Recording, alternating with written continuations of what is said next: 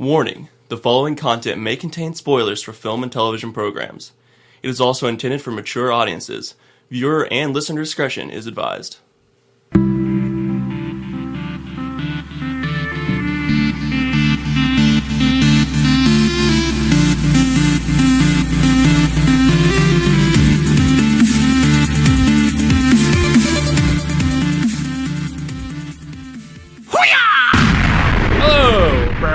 Welcome back, guys. It is episode 8 of the See It podcast, where we bring you all news, film, and television related. How are you guys doing today? Doing quite well. Very good. Very good. You got some brownies there. Yeah, and they're amazing. Yeah. But I cannot eat them all. I was like, no one offered me any brownies when I came in today. Man. I can't eat all that shit. Not right. It's so good, though. I am one of your hosts, Andrew Ormsby, and I'm drinking my Johnny Walker Black Label.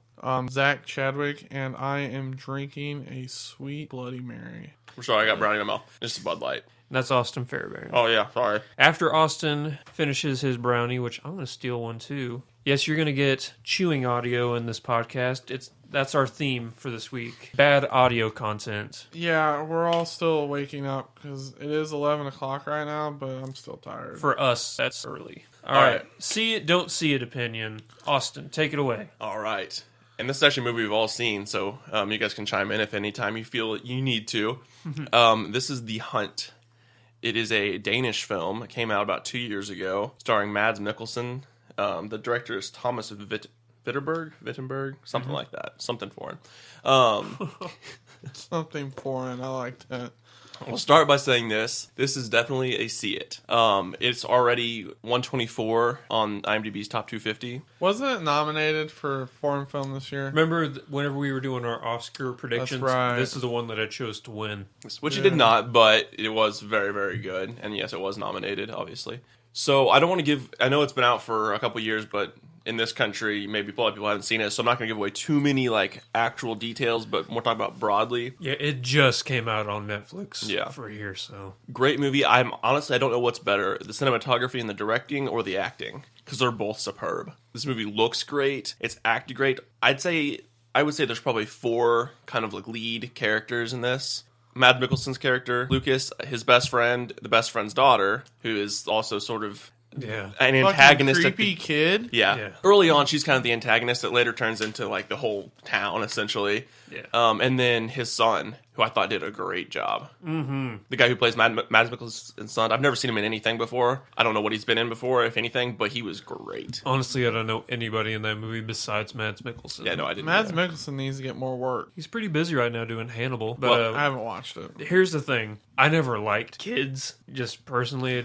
They're noisy. As Dr. Grant said, they're noisy, messy, and expensive, and they smell. But after seeing this movie, I don't like kids that much more because of how much trouble they can get you into. Oh, yeah. I mean, it's a nightmare what this guy goes through. For those that haven't seen it, and basically what it is he is a local teacher, and he's basically accused of molesting this young girl, who's the daughter of his friend, because she basically says, hey, he touched me.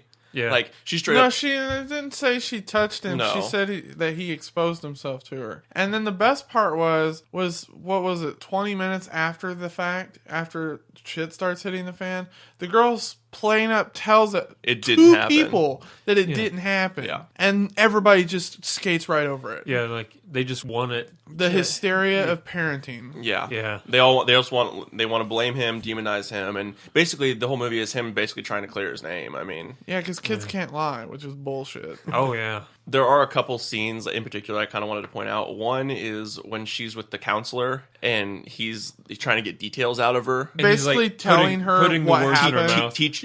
Coaching her as to what to say and trying to get her to he's leading her on. Because she says right then that she didn't do it. He didn't do anything. I think that's the perfect scene to kind of illustrate the whole kind of mood and theme of the movie is they want to hear what they want to hear, not the truth. There was a movie, I can't remember if it was made for TV or if it was a documentary, but it was about the Bakersfield, California kids cases, about how that same shit was happening. And that kind of reminded me of that. I mean, obviously, talking about pedophilia and child molestation is horrible, and it's something that could be just used for shock and awe value and be kind of just stuck out there just for like shock value. But in this movie, they handled it, I think, really well. They didn't shy away from it, but they didn't do it just for the hell of it. They did it for a purpose, Right. which I think is important when you tackle something that people are so strongly feel about. Obviously, like, he didn't do it in this movie, but you're still talking about something that most people don't want to talk about. It was really good. So I think they handled it very well and did a good job with it. Absolutely. And then, It's not my favorite foreign film of all time, but I'd say it's in my top 10. but yeah, definitely. Yeah. Pan's Labyrinth still holds that card. Have you Man guys from seen? Nowhere. Oh, Man from Nowhere. That's really good. Have you guys seen The Celebration? It's another film by Thomas Vinterberg. It's also in IMDb's top 250. I have not. Okay. I didn't know about the guy. Yeah. Well, after seeing this movie, I'm definitely open to seeing anything else he has put out. Oh, absolutely.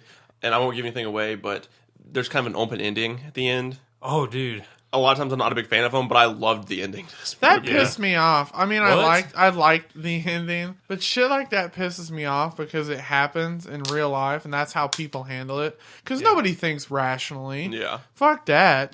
It's easier to just be an idiot. It's just nice when stuff doesn't always wrap up nicely in a nice little bow for your main character. It's nice to see movies that do play out more realistically, and this ending probably is more realistic.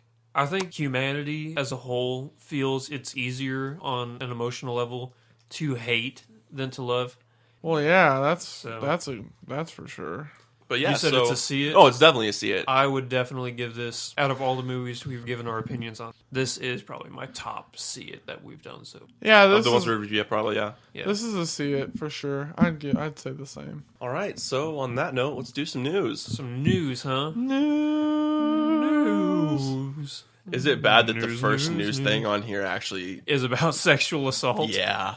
Yeah, this is fucked up. Who wants to take this one off? I'll do it. You're a big fan. Bryan Singer. I love Bryan Singer. I mean, his movies are great. So he's being accused of sexually assaulting a 17-year-old boy. Well, he was 17. This was back in 99. Okay, so he was 17. Yeah. Right, but now apparently there's a suit against him. Apparently him along with another group of guys did this using, influence and shit. I don't know what to think of it because I know nothing about it. Yeah, this I mean, is... is this akin to Roman Polanski's deal where he Well- sexually assaulted an underage girl? Well, he actually did it. We don't know if Bryan Singer did. Oh, that's right. He admitted, didn't he? Yeah, he admitted. And then fled the country. Yeah, he fled the country. That's He hasn't been back to the right, U.S. yeah. in, what, like 40 years? Yeah. I mean, that's still a point of contention in Hollywood. Like, people that support him, and then people, they're like, why the hell are you supporting this guy? And Yeah. Yeah, I know nothing about it, and it's none of my business. Defendant Bryan J. Singer manipulated his power, wealth, and position in the entertainment industry to sexually abuse and exploit the underage plaintiff through the use of drugs, alcohol, threats, and inducements, which resulted in plaintiff suffering catastrophic psychological and emotional injuries. Defendant Singer did so as part of a group of adult males similarly positioned in the entertainment industry that maintained and exploited boys in a sordid sex ring. A Hollywood mogul must not use his position to sexually exploit underage actors. No fucking shit. Listen, I'm not going to be one of those people who just immediately defends the famous person, as so many people do, because, that's hard to believe. Because, maybe he did it. I don't know. If he did, he should be punished for You're it. reserving judgment. I'm Absolutely. reserving judgment. Which I think is a smart thing to do. I mean, none of us work in the law. I mean, let's see how it plays out. I mean, Because Exactly. you can't sit there and say, oh, he seems like such a good person, because there's some fucked up people in entertainment. It says he is in a sordid sex ring. And it reminds me, when I look back at all of his X-Men movies, how much leather is in all of those movies. Oh my God, man. well, Zach didn't before we started this. Didn't you say something about a documentary with a title? Oh, of this? yeah. yeah. There's a documentary about sexual assault exploits. and exploits in Hollywood, and apparently this is going to be in that. I don't know who the documentarian who's making it, Boom. but they're actually Oscar nominated. So No. Sorry. So with this news, obviously the court case isn't going to take place. The court case isn't even going to start before X-Men Days of Future Past comes out. But do you think that this news is going to have an effect on ticket sales, or do you think No. people put that aside for entertainment? Because Nerds don't give a fuck. Yeah. I totally I'm one of agree. those people. I can separate him from the movie. I like his movies. I'll still watch X-Men and I'll still watch The Usual Suspects and everything else he's done. Yeah. But if he did this, I mean, it's like the best part. Sports fans. Ryan Braun was found guilty of cheating, essentially taking PEDs in baseball. People still cheer for the motherfucker. So, I mean, people separate it, obviously. I mean, is he an asshole if he did it? Yeah, he's an asshole, and he should probably be kicked in the nards. But I totally agree. It's not going to affect ticket sales at all. no, because I'm not going to say to myself, oh my God, I can't go see X-Men, when I've been talking about this movie for the last year. I see news articles like this saying, will it affect ticket sales? I don't think that whenever they come up with that, I don't think they realize that people can separate people's personal lives from their professional lives. Yeah. Say this was, what was the movie? The Son of God? Is that the one that just came out? Yeah. Okay. If the director of that was accused of this, I think it would affect ticket sales. Yeah. Because that's very true. Say that again? If the director of Son of God were accused of the same sort of thing, I think that would affect the ticket sales of that movie. Because what is Son of God? It was that Christian... It was about Jesus. Jesus movie. Oh. It came out not that long. That's when all the churches were buying out like that would affect theaters. it, yeah. Exactly, because it's the type of audience it's going for are these, very socially morally upstanding people that, are very focused on this sort of thing. It's not a sci-fi movie, Yeah. I feel like it's a different audience. So I feel like in this case, there was zero effect. He's going to have to go underground for a little while, be out of the public eye. But if, he is found to have been a part of this, even if he didn't rape the kid and he was part of this sex ring, he still can't really go out in public to like Comic-Con and places like that because people are still going to look at him and judge him. Well, they said that he's not allowed to go to any X-Men press conferences. Right, because Fox doesn't want him his him face to be on that. anything right now. Yeah. Which they even came out with a statement saying that's a PR move, and that's fine. I think it's bullshit, but whatever. They have to do that. Well, they have to because all the questions are going to be: did you really do this? Do you know this kid? Blah, blah. They can't risk the hundreds of millions of dollars. Yeah, I can't blame them. I think it's stupid, but I can't blame them. Yeah. Move on to the next bit of news. NBC plans their 40th anniversary episode next year for SNL's. It's going to be a 3-hour-long episode. Episode is going to air on February 15th, which is kind of odd because Saturday Night Live's anniversary is in October, so it's like 8 months before. You waited 40 years for your anniversary episode, but you can't wait the extra 8 months to do. I don't care about that. They just need to bring back the people that are actually funny, so the show is interesting to watch. They're going to bring back like Murray, Martin, Aykroyd, Sandberg, Farrell. All the 5 That's fine. All the 5-time hosts. You're going to get like Baldwin, Justin Timberlake. That's great. Lonely Island guys. That'll make me want to watch it. I bet Will Ferrell will come back too. Because the current cast is so awful and it's unwatchable sometimes. Even it doesn't matter who the host is. Louis C.K. was on a couple weeks ago. Couldn't watch it. It was just not funny, and it wasn't his fault. Saturday Night Live dropped off. It was just in the shitter, and then Lonely Island came along with their digital shorts and stuff, and then it started to get better. And now that they're gone, it's back to shit again. I think the only person on there that's funny is Bill Hader still on there? Yeah, I think so. So he's the only one. Well, after Andy Samberg left, the show just sucked balls. Kenan Thompson's pretty funny. He's okay. And who's the only is Sudeikis? No, Sudeikis left, didn't he? Yeah, the only bit that Kenan Thompson does that's funny is that What's up with that? What's up with that preacher? That's the best bit. But other than that, it's so unwatchable at times. I can't even stand to think I've never really been a big fan of SNL, so this to me doesn't excite me at all. I probably won't ever see this. You won't see the 3-hour episode? No. I used to watch it all the time. I'll wait until it comes out on Hulu Plus, and I'll deal with just a few less commercials. Yeah. Next bit of news, we have... Oh, yeah. Have you guys heard anything about this new movie called Everest? It has Josh Brolin in it. They're actually filming it on Everest right now. The film's about a hiking expedition on Mount Everest that's devastated by a severe snowstorm. Well, I think it was yesterday, there was actually a deadly avalanche on Everest. It killed 13 people. Nobody on the cast or crew was hurt. but there were 13 fatalities of locals that live in Nepal. And producer Tyler Thompson said he's going to start a donation. It's going to be up for the... Is it Nepalese? Is that how you say it? Yeah, the Nepalese families affected by the tragedy. That blows crazy. chunks, man. Yeah.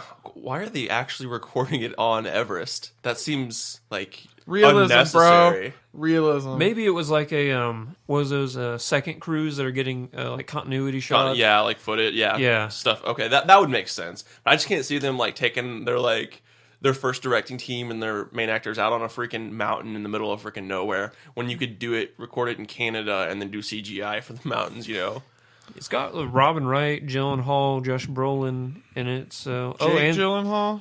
Yeah, Jake Gyllenhaal, Sam Worthington. Pretty decent cast. Yeah, Jason Clarke. Wow. Michael Kelly. I probably John won't Hawkes. see it. John Hawkes. I'll see it. John Love Hawkes John is in Hawkes. it. Teardrop. Man, you remember that scene in that movie where they're all in the garage and they realize Teardrop was there, and that guy's like, I'm not standing next to that motherfucker. They were all afraid of him. There's 7 people in this place, and then Jennifer Lawrence. Every one of those people was afraid of him in that movie. It was so funny. I actually got to go on set to Winter's Bone, Mm-hmm. And I was talking to the director of that, Deborah Granick. And this is going to be a big spoiler for people who haven't seen the movie yet, but deal with it. That was like It's been out years how ago. long? 5 years Yeah, it's now? been a 4 long years time now? it's been out. I asked her, I want to know, so who really killed her dad? And she told me who it was in her version of it. Mm-hmm. And it was somebody that was in the garage. And all I'm going to say is if you want to know who killed her, watch the movie. And as soon as Teardrop looks at Jennifer Lawrence and he looks at all the other guys, he says, you hit her. One of the guys reaches around his back to grab a gun. That's the guy who killed her dad. But yeah, Winter's Bone, good movie. But man, this Everest movie, it doesn't come out till 2015, so it has to be a second crew. That would make a lot of sense. I didn't even really think about that. Yeah, because it just wouldn't make a whole lot of sense to have... You're not going to have Josh Brolin and Jake Gyllenhaal on the side of freaking Mount Everest. Yeah. Recorded. I mean, maybe, but I doubt that their agents would even let them do that. They're probably up in Aspen right now or Yeah. something. Okay, this last bit of news, it's not really big news at all. It's just cool news It's for more us. local for us. It's very but- local news in Springfield, Missouri. So the co-star of BBC's Top Gear, Richard Hammond, was actually in Springfield. I think it was the 15th he was here. And he went out on Twitter and he said, I've decided Springfield Airport, Missouri is the nicest in the world and all my future flights must start here. Fact. That's pretty cool because Austin and I are Huge Top Gear redonkulous fans fans. Yeah. of Top Gear. I want to pat myself on the back for being the one that told you guys about Yes, this. thank you. Thank you very much. Oh, we actually, my wife pulled up Twitter and was looking at the actual tweet and then the comments below it. And Did you see ours? I didn't see it. Oh yeah, we were on there. We retweeted it and we sent something back saying thanks for loving our town. That's awesome. There's actually some kind of funny ones in there. But no, I think he was actually in Oklahoma recording something, and then he was just stopped in Springfield, because where the flight came in at. Isn't one of the largest car shows in the world in Oklahoma City? Like classic car shows? It wouldn't surprise me. I think I don't it know. is, and it's possible he was heading to that. There were a couple. One was so you really are American. It was one of the, the comments on there, and the other one was, so I see you're still having issues from when you hit your head. Talking about the jet dragster that he crashed a few years back. Yeah. He was in a coma. Yeah. For a while. He had a bad accident, so there are some jokes about that, but I thought it was pretty funny. But yeah, no, this is really cool that kind of a shout out to our little town here. This is going to be really little gray little bit of news, but as you guys know, somebody I know works at the airport, and they did not confirm or deny that they got to meet him. That's awesome. That's So, awesome. that was- Isn't he 5'6" or something like He's that? very I thought he short. was tall. I don't know Top Gear. No, not Jeremy Clarkson. That's who I'm thinking. No, Richard of. Hammond. Richard's the younger Little- guy. yeah. Okay. Whenever you watch the YouTube video, we'll have a picture of him. But he's the one. My favorite episode was the Botswana episode. Yeah. Where he gets Oliver. It was a opal. Yeah. Yeah. By the way, when you find a picture of him, it needs to be one from early in his career where he's wearing the puka shell necklace. 'Cause those are the best pictures. He loved those puka shell necklaces, and he had that spiky Clay Aiken sort of hair. Yeah. Okay, that's gonna wrap it up for No, news. hold on, real quick. Oh. There's something I was listening to the Tony Kornheiser show on ESPN, and he was talking about Colbert going to CBS.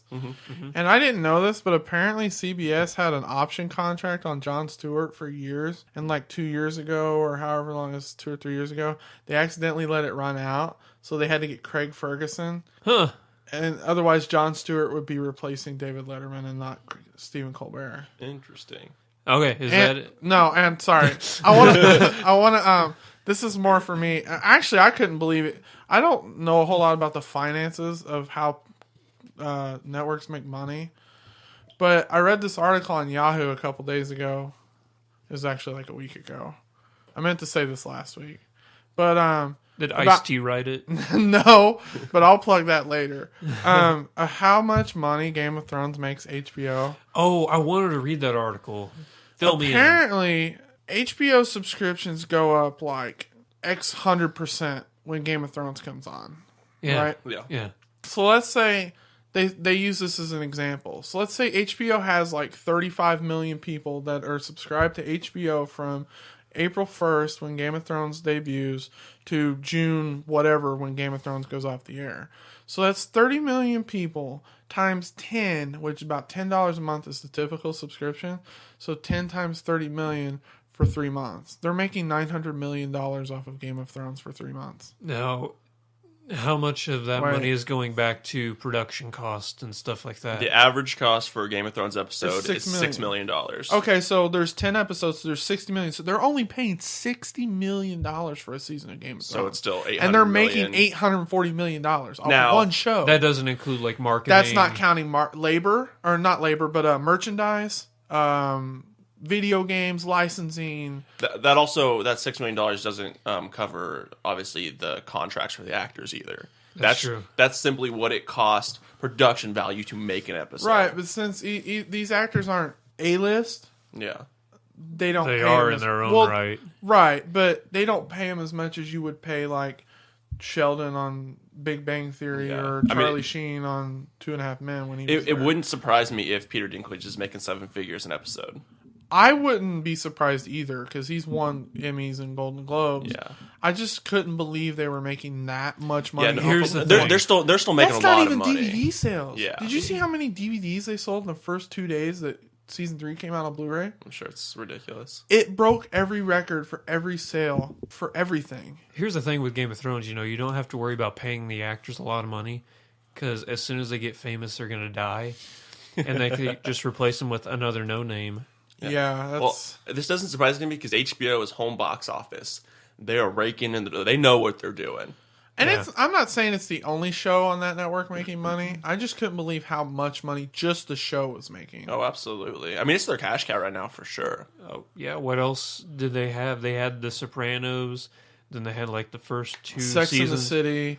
Oh, yeah, that's right. They, Oz. they're apparently Oz they're going to wasn't make that another popular, though. movie. Oz wasn't that popular. Oz was just a big Oz deal is because popular of with the people first like one. I know people who that's their favorite show. Yeah, it's brutal, but as like a cash cow, it really wasn't. No. Well, it was so early on in HBO's, I don't think startup. there's been a film since The Sopranos that's done this well on HBO that I can think of. No, probably not. I mean, Yeah, probably No, not. like it's very well received, and all of HBO shows are very well received. But as far as like makes them money, I can't think of. Maybe True Detective, I don't see that. I mean, But Entourage did pretty good, like, money-wise. Entourage, yeah, It didn't Especially get as its much last few critical seasons. acclaim, but it did make a lot of money. yeah.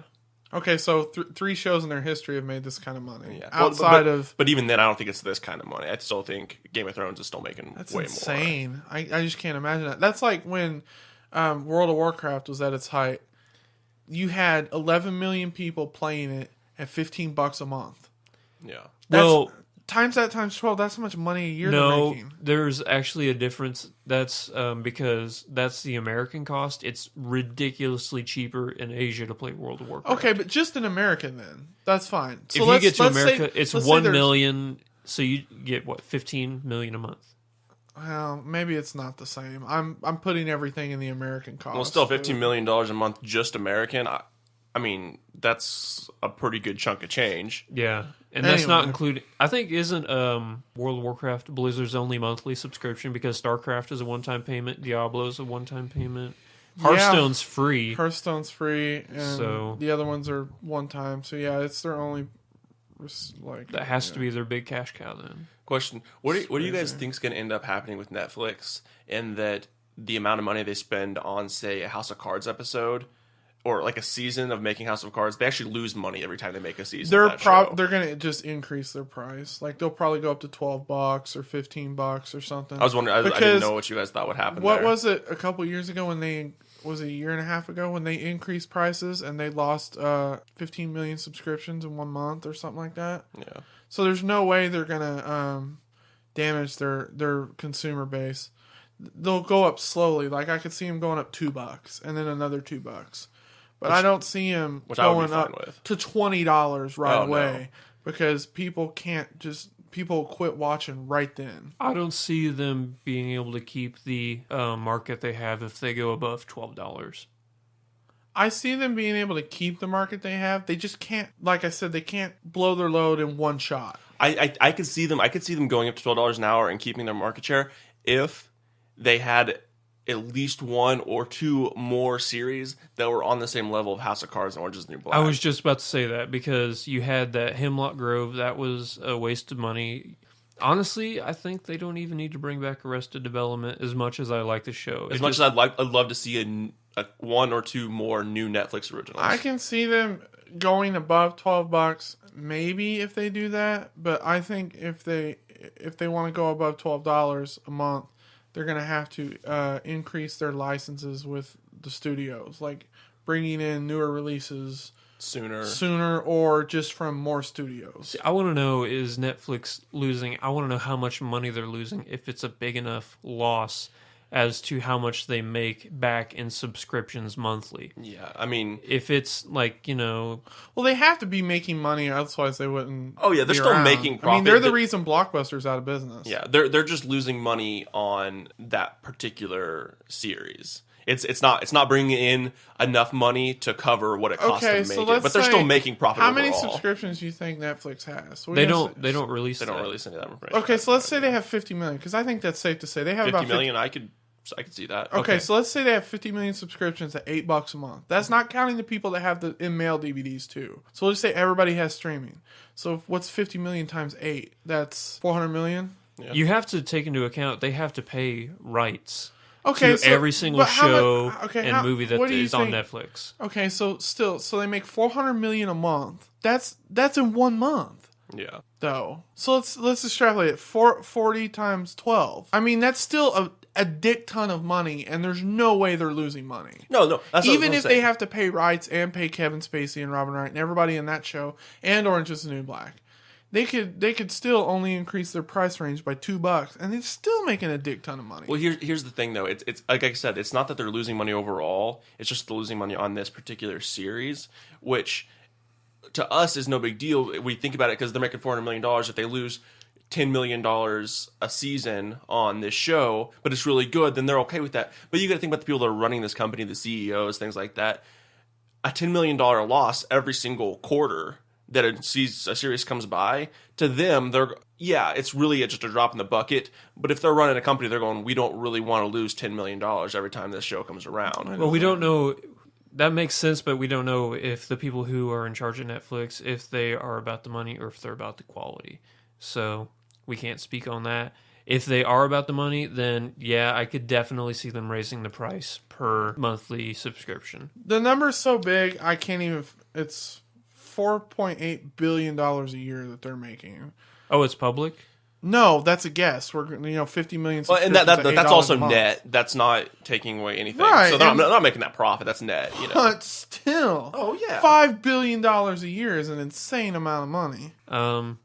Okay, are we finally done with? I'll plug I'm not my done stuff. with. I'm not done. I'll plug my stuff. Speaking later. of Game of Thrones, going back to that, this is a little bit of old news, but Telltale Games is making a Game of Thrones video game. Do they have a release date yet? No. Is it going to be like a It's like The Walking Like The Dead. Walking game. Dead. Walking Yeah. Dead It's where and it's- Wolves Among Us. That's The whole It's- reason I They're haven't. first. They're doing a Telltale Borderlands. Did you ever play Borderlands at all? yes. That's not the best. Yeah. Actually, Borderlands is coming out with a pre-sequel. It's in between the first game and the second game, which I don't think is going to do that well. Interesting. But I'll play the Telltale game, Yeah. and then after they're done with that, then they're going to come out with the Game of Thrones. They didn't say if it's going to... I think they said it's going to be a side story, something of like a C character. Yeah, like a Nobody It really... won't be a prequel, according to IGN. Maybe something going on simultaneously with the main story, but just Yeah. off the grid character. So, well, you said it's not a prequel, so no Hedge Knight, anything like No, that? that would have been awesome. I Yeah. would have shit my pants, but no, it's not a prequel. Okay. Trying to find So, release date. now we're going to go into trailer talk. Let's do it. We should actually probably mention this since we didn't mention it in news. The fact that David Fincher is no longer Oh, that's right. I totally forgot about that. no longer working on the project with Aaron Sorkin for the Yeah, Steve he's Jobs not making biopic.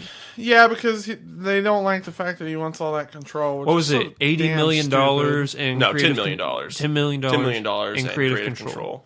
Honestly, it's not the money; it's the creative control. They want the producers of the studio. They want final say before they release this movie. Basically, what he wants is he wants final editing cut.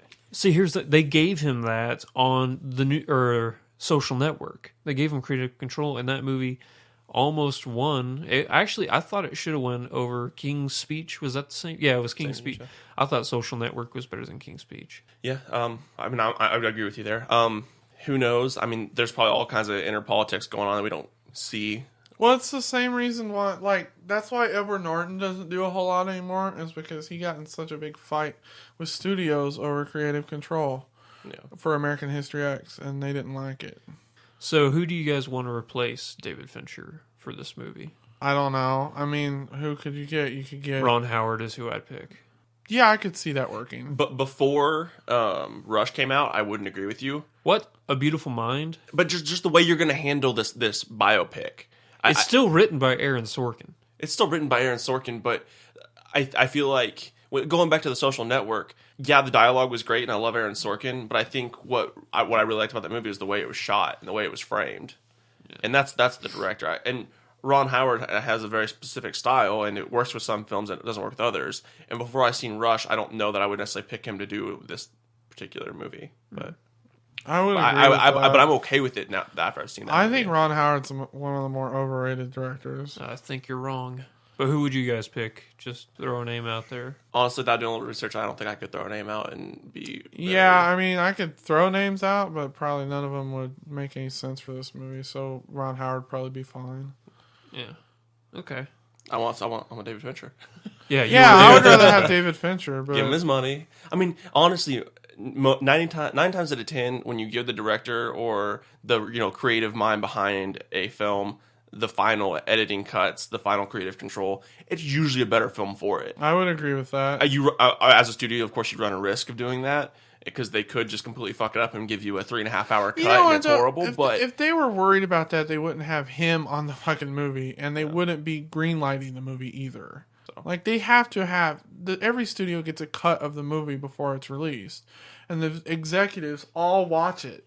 So if they were really worried about that, they would watch it and say, "Okay, we don't like this." I mean, I don't get it. It's not a big deal. What about Christopher Nolan? I almost said Christopher Nolan. Did you really? But I don't think this is a type of movie for him. Yeah. He's He's not too busy dark. doing mind-blowing, badass movies. Okay. all right, anyway, Now back to trailer talk. Gone Girl. Gone Girl, starring Ben Affleck, directed by David Fincher. What are you guys' first impressions after the trailer?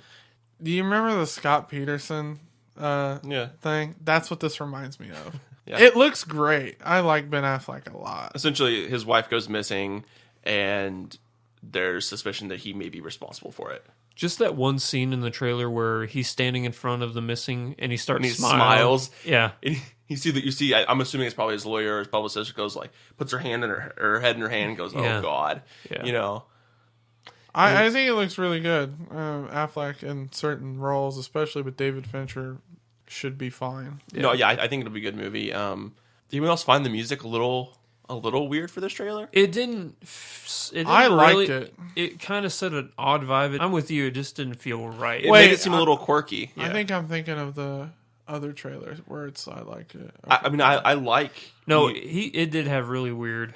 Like, I like when they do stuff like that where they put music over the trailers and you hear bits of dialogue through the music and it's kind of always in the background because it can really set a tone for something. This one just, it made it seem a little too lighthearted for really what's going on.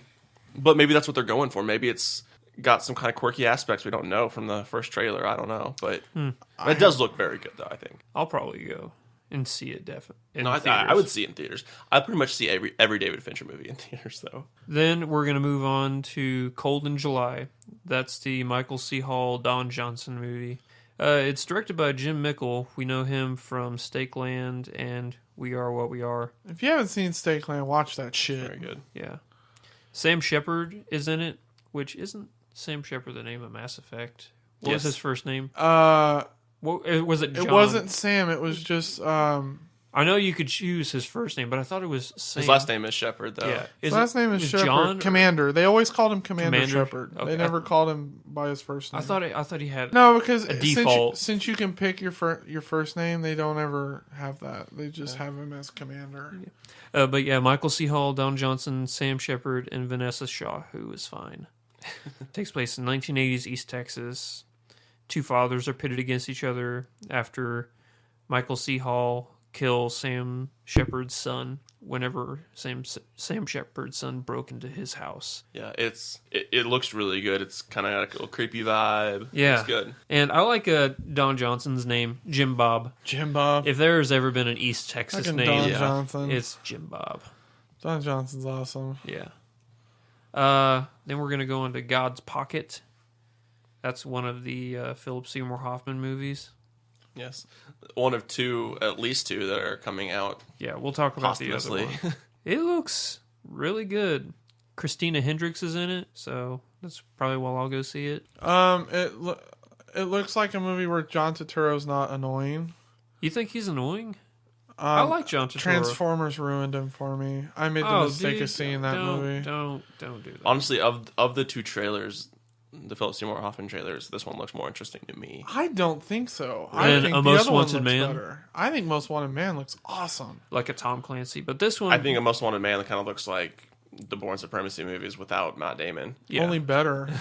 Philip Seymour Hoffman is Matt Damon. As Matt Damon. Richard Jenkins. I like Richard Jenkins a lot. I think he's a really good actor. Oh, Is that the guy, the old guy with the glasses? Yeah. Yeah, he was in that movie with Brad Pitt that was really fucking weird. The movie where he's a gangster, what's that called? Huh? Where Brad Pitt's like this gangster enforcer. Oh, are you talking about Burn After Reading? No, Killing Them not Softly. Yes, that. Killing Them Softly. Oh, he was in Burn After Reading with Brad Pitt as well. Yeah. And it was a weird movie if you haven't seen I never it. saw Killing Them Softly. It like turned into a political statement in the last Yeah, 5 the last, months, like, yeah. which I didn't get, but whatever. It was disappointing. But it's directed by John Slattery, who Mad Men, Iron Man 2, Flags of Our Fathers. He's an actor in those. I don't know if he's directed much of anything. He directed a few episodes. Well, this is an IFC movie too, isn't it? Independent Film Channel. I believe it is. And I think Cold in July was too, but I'm pretty sure this one is as well. Yeah. And they usually put out some pretty good stuff. Yeah. Yeah, this is his, technically his directorial debut. He was, you don't watch Mad Men, do you? No, I think I've watched most Mad Men. Okay, so you know this guy, he's the guy directing it, John Slattery. Okay, yeah. He's the boss of the network, isn't he? What's his last name? Starts with an S. Scallion. Scallion? I don't know. I can't remember his name. Yeah. There's a really funny picture on the internet. Sterling. Sterling, yes. Because Archer, that's how. Sterling Archer. It's him and John Hammond. They're sitting there drinking scotch and something like what do you think she's thinking about? And then he takes a sip of the scotch and he's like, doesn't matter, or something like that. It's really funny. Have you seen the video where Slattery's dancing to Daft Punk? No. Yeah, there's a Lose Yourself to Dance where he's dancing in front of John Hamm. It was really, really funny. Nice. Then we're going to go down to... We just did God's Pocket, so now we're going to go to the other Philip Seymour Hoffman movie, and that's A Most Wanted Man. This is the one that kind of has like a Tom Clancy spy thriller feel to it, where Philip Seymour Hoffman is a German secret agent trying to stop a terrorist plot is kind of what I got from the trailer. I like movies like this that don't try to make it all about the action, where it's more story driven, like Tinker Tailor Soldier Spy was. I haven't seen it. I'm just comparing it to that because I know that's what that movie was. They use the term a lot, and I think it actually fits really well with this. The slow burning. I thriller. like slow burning thrillers. I really do. It has a really good cast. I'll give it that. You know, you have Philip Seymour Hoffman, Robin Wright, Willem Dafoe, and Rachel McAdams. Is it? Willem Dafoe. That guy's fucking scary. Willem Dafoe? Yes. He had a movie come out, I think it was called Hunter or Hunted or something like that. Yeah, I haven't seen where it. he went down to hunt the very last Tasmanian tiger in the world. Yeah. That was a weird movie. But Willem Dafoe, he's one of my favorite actors, so I'll go see him. Platoon, man, come on. I'm also kind of afraid of Robin Wright because I don't know why. She scares me. Don't think of her as Robin Wright from House of Cards. Think of her as Robin Wright from Forrest Gump. No, I can't. I can't anymore. For some reason, she scares me, but at the same time, she's kind of hot. So now I don't know what to think, and it makes me weird out. That's fun. A little more about me as a person. So now after that, we're going to move on to Zach Braff's next directorial film, and that is Wish I Was Here. Looks pretty good. Kind of like a Garden State sort of feel to it. Did he direct Garden State, or did he just He write did. it? Okay, I thought he did. Yeah. Josh Gad's in it. Jim Parson. What was Garden Kate State Hudson. about? It really wasn't about anything. Nothing So really. this movie kind of looks like that because I saw a preview for Garden State to see what that was like. Is this movie gonna be the same thing? Yeah, Garden State was about this actor out in LA. He goes back to New Jersey after his mom dies, and it's just about him meeting people back from his old life. Okay. And Natalie Portman's this weird, goofy girl in the town that he falls in love with. It's actually a really good movie. I like it a lot. That is a very good movie. No, I think this is the movie that you were thinking of that you did really like the music over the top of it. Because this one, I can already tell you this is going to have a great freaking soundtrack. That's the thing about Zach Braff. Whenever he does the soundtracks for his movies, he picks some good shit. Oh, yeah, absolutely. Was it the Shins? I think he said he had a shit ton of Shins. Yeah, he had a lot of Shins in Garden State. Yeah. And even the song that plays through the trailer is really good. Yeah. It does look good. It looks like, I'm assuming the younger girl that's in the movie has some kind of terminal illness, and he's basically helping her with that. Yeah. It seems kind of what... That's the vibe I got from it too, but I didn't know what to think. Well, there looked like there was at least a couple like kind of like fantasy sequences that I'm assuming either go on just in his mind or it's like a shared imaginary experience between him and the kids. Like where he's like running through the forest and he's wearing like the suit of armor and there's the little android thing flying next to him.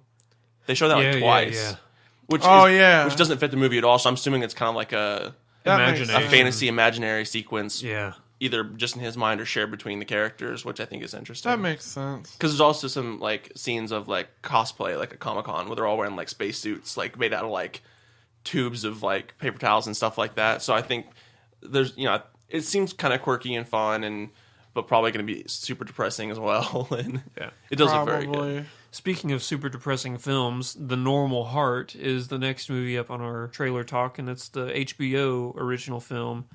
It has Mark Ruffalo, Taylor Kirsch, Matt Bomer, Jim Parson. It's about whenever AIDS first to the public in 1980s and how the gay community reacted to it. They were afraid they were going to get put in camps, and HBO knows how to make a good original film. Yeah, I really like Matt Bomer, so I'd probably watch it. White Collar. Yeah, that's what. And Julia Roberts is in it as well. I forgot to say that. You don't like Sandra Bullock. I don't like Julia Roberts. Oh, you don't like Julia Roberts? Is fine. I'm slowly coming around to Sandra Bullock because she's so damn likable in real life. But I think I like Julia Roberts less now. I think there's only one movie I've seen Julia Roberts in that I actually liked. But anyway, this movie looks like it's, you can always tell what kind of movie is going to win an award, and this is the kind of movie that critics will fall over themselves to give it an award, even though it looks good. I mean, I'm not saying that it's wrong. I'm just saying Ryan Murphy's going to direct it. He did a couple episodes of Glee. He did Eat, Pray, Love. And he did 8 episodes of Nip Tuck.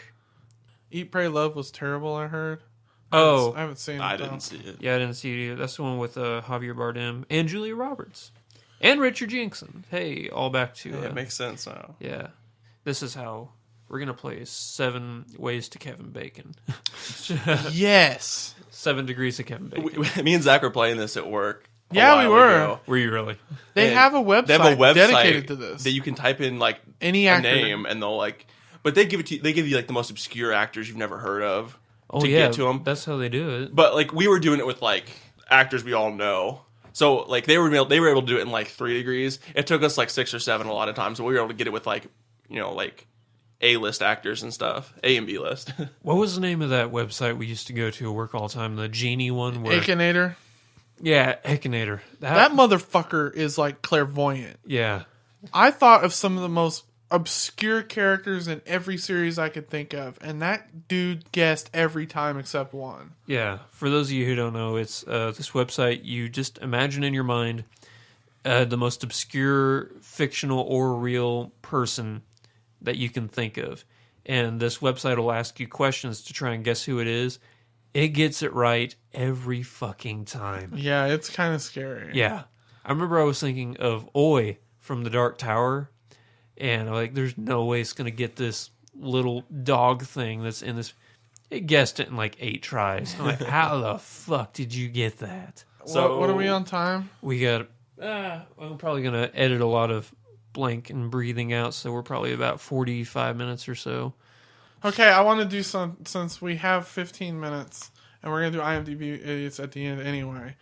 Well, we might do this at another episode, but take an actor, like whoever. Nicolas Cage, Edward Norton, Nicolas Cage is obviously not our favorite. Go through their movies. Speak for yourself. Go through their movies and find how many, like, bad actors. We'll say Nicolas Cage. Go through his list of movies and see how many movies you actually liked and how many of them were actually terrible. And you could do this for several acts. Like, we could do this on just like a whole episode of Mel Gibson. All right. Okay, so Braveheart. Like, that's the only movie I can think of. Patriot's pretty good. That's a good movie too. Of good Mel Gibson movies? Yeah, we'll do Mel Gibson this time because we could spend all day on Nicolas Cage. Are we doing it right now? Fuck it. Let's do it right now. Okay. Right now. Mel Gibson. Two good Mel Gibson movies. Just said Braveheart and The Patriot. Let's start at the beginning. I liked of Ransom. Ransom was good. Yeah, let's pull up Mel Gibson. Hold on, I gotta pull mine up too. The beginning of his career, he started. Jesus, Oh, dude. Christ! He was in the Lethal Weapons. Come on, he's done some good shit. Right, He just went crazy. Yeah, I don't think he went crazy. I think he's always been crazy. Yeah. He was able to hide it. Everybody knows him from starting out in Mad Max. So God, I haven't seen that movie since I was like 12. really, It's been so long. Let's see, I got Summer City and I'm trying and to the find Sullivans. his movie But I'm list, talking man. about like his. Everybody knows him from starting out. His okay. Here everybody we go. knows Mad Max. as Actor. Mad Max. There we go. Yeah, Mad Max, and which was actually good. And then shit I've never heard of, The Chain Reaction and Tim, whatever. Yeah, I've never heard of either one of those. Man, I haven't heard of anything he was in until Road Warrior, Yeah, Road Warrior, which was also good. The River, and then Mad Max Beyond the Thunderdome. Yeah, that's. Man, he was in a lot of shit. Well, every actor, whenever they're first starting out, can't get Not the best. necessarily, man. I mean, I've never heard of any of this stuff. Then again, I mean, a lot of this, was early on in your life, so Yeah. you may not have. That's true. I Then guess. after Mad Max and all those, then you get like the first Lethal Weapon, you get Tequila Sunrise, Lethal Weapon too. You get good Yeah. movies. Air America, and then Is Hamlet. that Robert Downey Jr.? What? Air America? He was in Air America with Robert Downey Jr. What the shit? Huh. And then he was. Did you guys ever see Mel Gibson's Hamlet? No, Yeah, I did. Is it bad? It's It's kind of tough to watch, honestly. it's Really pretty that bad? It's pretty bad. Have you Yeah. seen Michael Fassbender's in they're doing a Hamlet with him? Hmm. Yeah. I would rather see that. No, so there's my first one. I don't really like. Hamlet was not very good. Well, do you remember The Man Without a Face? No. No. Where what was it? The kid, he can't go to the boarding school. Then he finds the teacher, Mel Gibson. He has like the messed up face. Oh yeah. So that's like Pay It Forward with Kevin Spacey, the Yeah. teacher with the messed up face. And then we go to the echelon of Mel Gibson's career, Pocahontas. Well, of course, Braveheart and then Pocahontas. Yeah. Maverick that's- was actually good with Jodie Foster. I liked never that saw movie. it. Although that scene at the end was fucking bullshit. There's no way all that would happen at the same time, in the same hand. But I liked him in Ransom a lot. I liked Ransom. I thought it was a really good movie. The Where Chile Con Carne Club. Oh, that's a short. Yeah. He was in Pocahontas. Yeah, he was John Smith. Jeez, I'm behind the times. Then Lethal Weapon 4. That's the one with Jet Li, isn't it? I thought Lethal Weapon 3 was Jet Li. Let's click on it, find out. Bet money, $5. And No, I win. You're right. Yeah. That's fine. I didn't like Lethal Weapon at all. You dumb son. Those movies were amazing. Payback was awesome. Payback was really, really good. $1 Million Hotel. I don't really know that one. I've never seen it. Patriot. Patriot was pretty good. I really liked the Patriot. Man, he's been Heath in, Ledger, man. We Were Soldiers was really, really good. And we were talking about this on a podcast that hasn't come out yet. It's going to be one of our filler podcasts. We don't know when that'll pop out. But Signs was a really good movie. Well, he hasn't until been the in- ending. in I mean, that much bad outside of stuff. his kind of wheelhouse, his like action movies and stuff. What about What Women Want? That actually wasn't that bad. Yeah, I didn't like it that much. I thought it was good. It was a really cool concept, you know. Yeah. It was something that I think it was actually a remake, wasn't it? Probably. Yeah, it looks like I it'd be a think remake. so. Edge of Darkness. I think that was he had a 5-year span where he didn't make movies at all. Like, Hold on, Paparazzi. I know he's not a major person in that movie. That's a good fucking movie. oh, that's the one with Cole Hauser. no, what's his name? Fuck berries. Well, Daniel Baldwin's in it. No, he's the guy who did a lot of drugs back in the 90s. Tom Sizemore. Yeah, Sizemore. Yeah, it's a good movie. I liked it a lot because I like Cole Hauser a lot. But I I was didn't about even to know say- Mel Gibson's in that movie. I was about to say Tom Sizemore, the guy who got shot in the face in Heat. Okay, so 2011, The Beaver. You know, you've seen that? No, I've seen parts of Jennifer it. Lawrence is in it. That's the only reason. That was what's her face directed that movie. Why can't I? Last Jodie week, Foster. last week, Jodie Foster. Yeah, Jodie Foster. Last week and this week, I'm having the biggest brain fart week where I can't think of anybody's names. Well, I've never seen this movie, but on here it says his name is Walter Black. So is that like Walter White's like evil alter It's ego? alter puppet wearing ego. You know why? You know why he had that 5-year span where he didn't do shit? 'Cause he was made crazy. Passion of the Christ and he became an anti-Semite. Yep, that's true. Apparently, okay, so he's in 3 terrible movies.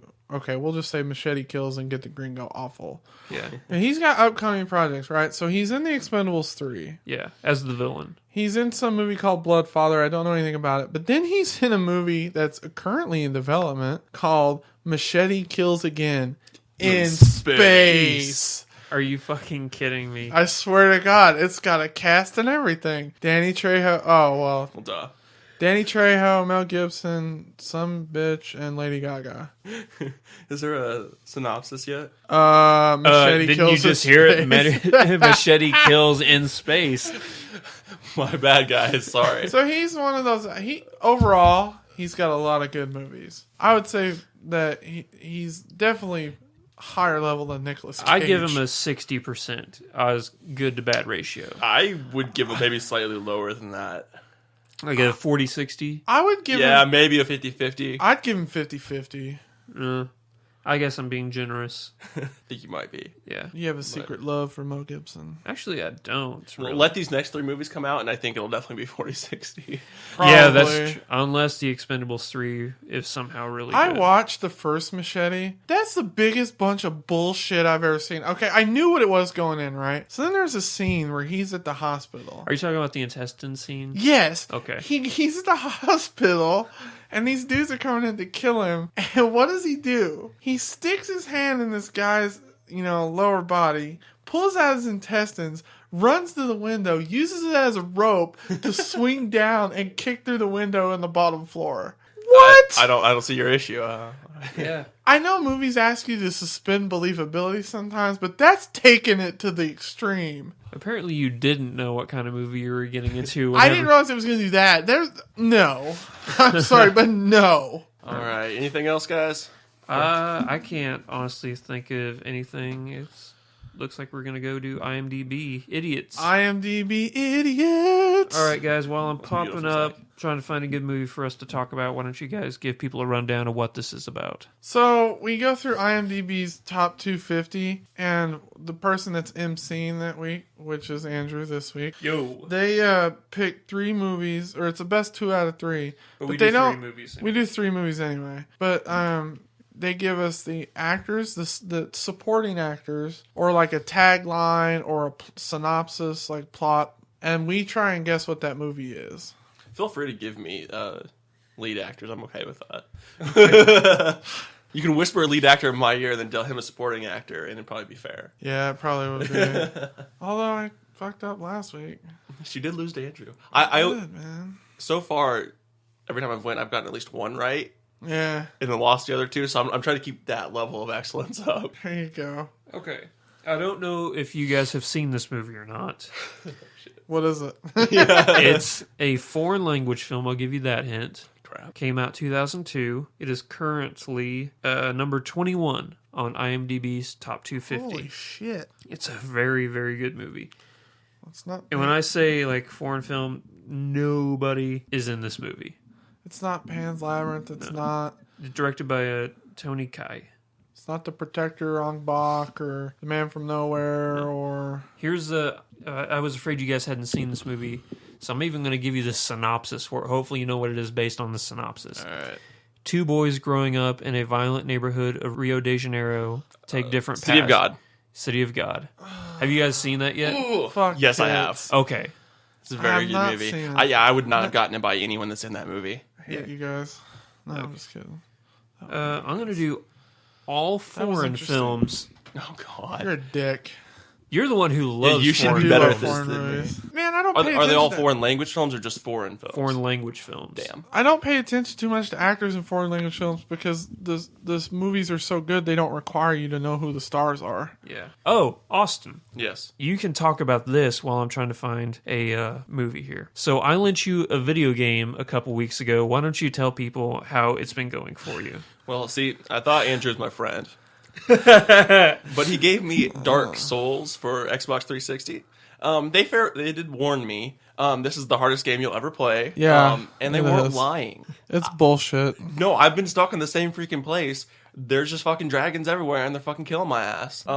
Essentially, you start out with nothing, and you're easily killed. A freaking skeleton just takes 2 whacks at you with a sword, and you're freaking dead. Yep. I ran out of that potion 8,000 freaking times using my health back. It's horrible. I don't really, I'm sure there's actually, I remember watching the cutscenes at the beginning of the video game, but I didn't pay attention to any of them, so I don't really know the storyline. I was just I know I'm going to kill stuff, so let's get to that. It's frustrating to say the least. It's fun when you're playing it, but as soon as you die and you realize you have to go all the way back to the last bonfire that you saved at, you're like, oh, fuck me, because that Fuck was that game. 20 minutes ago. Fuck it hard. My iPad froze, so... All right, so while he's So waiting, you do have an iPhone. all right, Yeah, now I'm going to switch to the iPhone. Oh, you got it?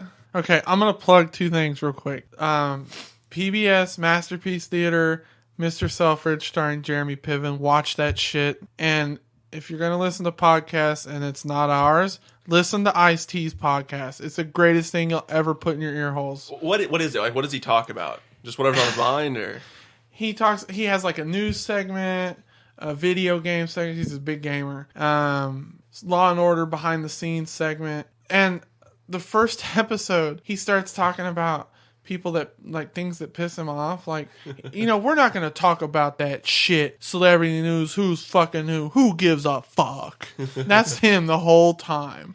It's He's just hard as shit the whole great. time. Okay, so I decided I'm not going to do all foreign language films because they're just there's not really that much to give out as far as information. So this is not a foreign language film. This film came out in 1988. It is currently 114 on IMDb's top 250. Directed by John McTiernan. Is there a category, Action. Terminator. No, that was James Cameron. Yeah. Action movie. It's action. It's not Lethal Weapon 2 or 1, Indiana Jones. I'll give you a star in it.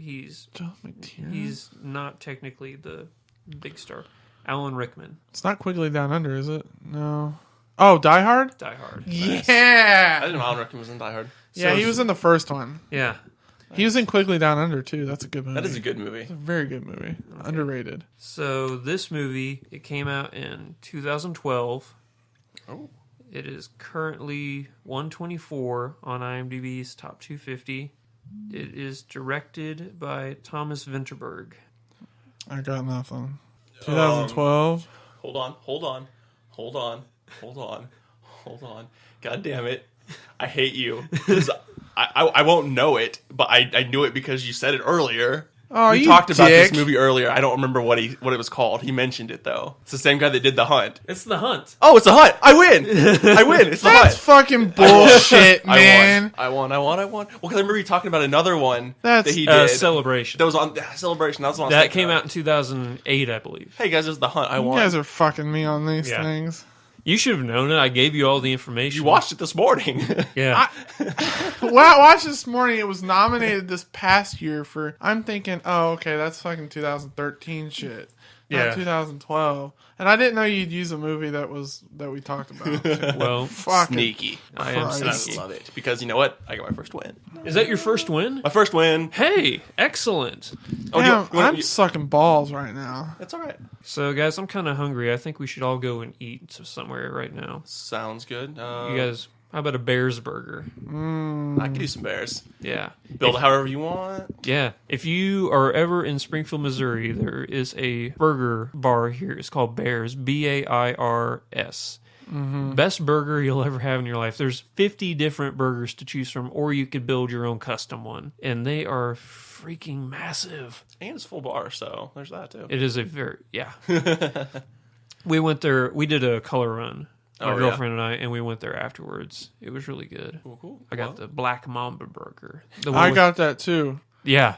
This got everything spicy in the world is on that Yeah, burger. I think I put bacon on it too.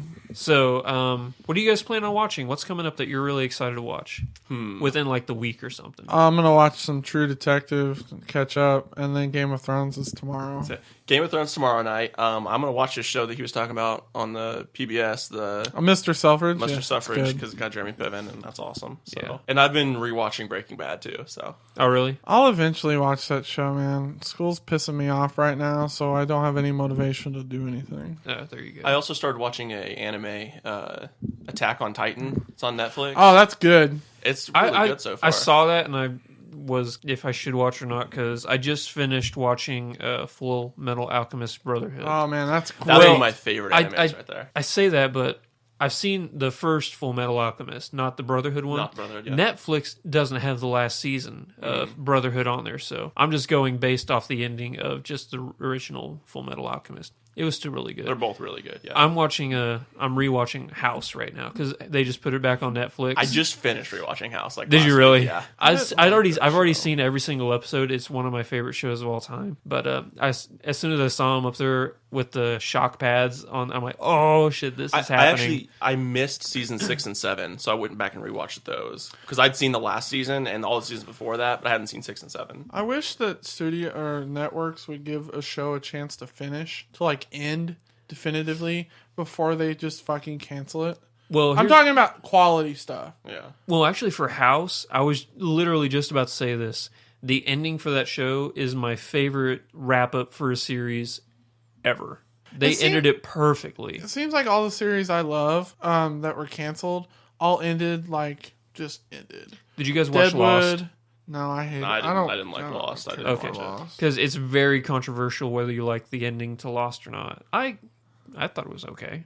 Yeah. Yeah. But anything else you guys are excited for? Well, did either one of you guys watch Ruby? Oh yeah. Yeah, it's good. That's very good. Did you? No, you came over. I have the Blu-ray of Oh, Ruby. nice. I just watched it on YouTube, but Oh really? I love Ruby. They're doing season 2 is getting ready to come out. Not too long. Yeah, and Red versus Blue starts up fairly soon as well. Did you know Red versus Blue is the longest running sci-fi show? Over 10 years it's been running. It's longer than any of the Star Treks. It's longer than Doctor Who. How can it be longer than Doctor Who? Doctor Who's been Yeah, on Doctor's for... been on for it's- 50 years. It went, and then it stopped, and then it came back. Oh, so it's longest current running? Yeah. So, okay. If you take all the seasons of Doctor Who, Interesting. then yeah. But yeah, we're big fans of Rooster Teeth on this podcast. Yeah, no, I think that's really This- about all I got going on watching. Yeah.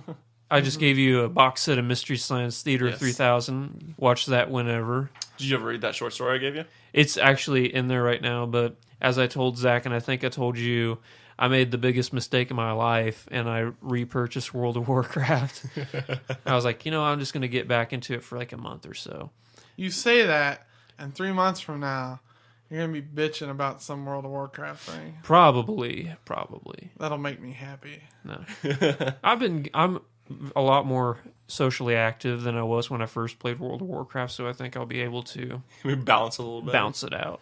Well, I'm pretty sure no one's going to care about anything the last 5 minutes we just talked about, so Yeah. this might be as good a time to end as any. Exactly. People have already tuned out out. as soon as IMDb idiots, so we're just going to stop it right there. Thank you, everybody, for listening to this podcast. As always, we say at the end of our podcast, please subscribe to the podcast. You can subscribe on iTunes. You can like us on Facebook, follow us on Twitter.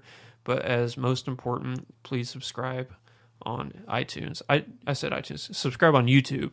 And Podomatic. And Podomatic.com. Just They're do the ones it that all. sponsor. Just do do it it, all. Jesus. The numbers matter. Thank you again for listening. We'll catch you guys next time. Down with the patent trolls. See you guys. Bye. Brr.